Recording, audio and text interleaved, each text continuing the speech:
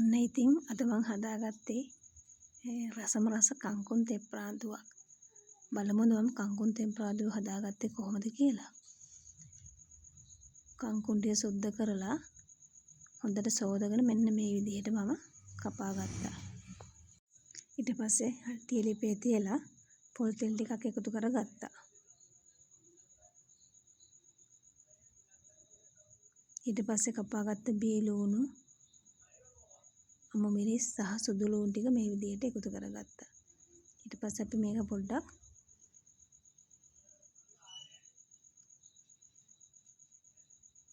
කලවම් කරගමු.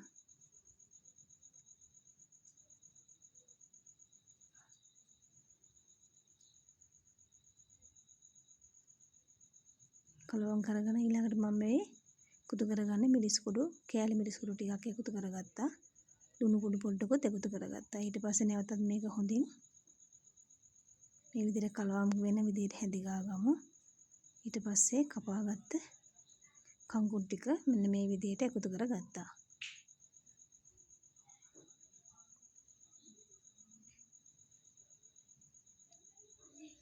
ඊට පස්සේ හොඳට මේ සුදු ලුණු, බීලුණු ටික කලවම් වෙනකම් මේක හොඳට හැදිගා ගමු.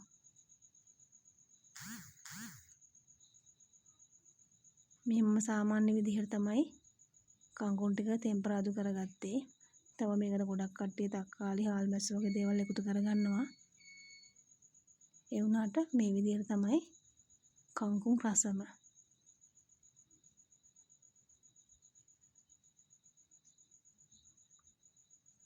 ඊට පස්සේ නැවතත් කෑලි මිරිස් ටිකකුයි ලුණු කුඩු ටිකකුයි මම එකතු කරගන්නවා.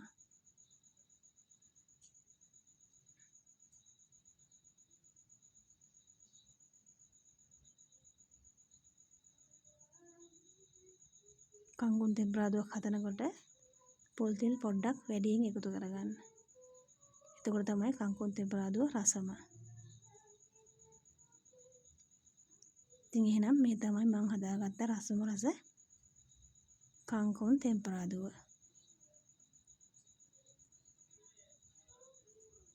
ඕගොල්ලොත් බලන්නකො මේ විදිහට කංකුන් තෙල් දාලා කොහොමද රස කියලා.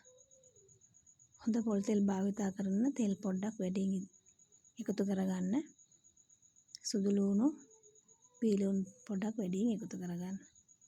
මේක තමයි රසම රස කංකුන් තෙම්පරාදුව.